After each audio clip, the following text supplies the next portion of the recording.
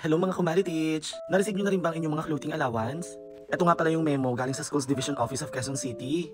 Ito nga pala yung grant of fiscal year 2024 uniform or clothing allowance. Ang sabi nga pala dito sa may memo, this memorandum is issued to authorize the release of FY 2024 uniform or clothing allowance to entitled personnel of this division. I-correct nyo ako mga Kumaritis kung tama ba ako o mali ako ha, kasi ang sabi dito, entitled personnel of this division. So itong memo na itong galing sa Division of Quezon, sila lang ba yung ganito ang marireceive na clothing allowance? As of now mga Kumaritis, nakareceive na rin naman kami ng clothing allowance dito sa division namin.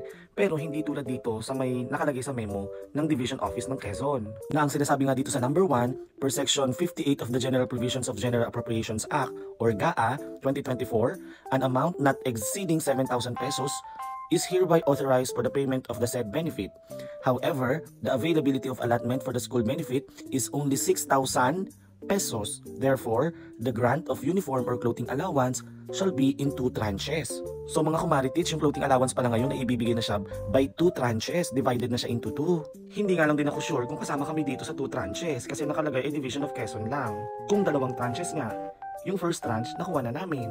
Kayo ba mga Kumaritich? Pero kung sakasakaling ganun man, kung katulad din tayo sa Division ng Quezon City, ay sana nga po.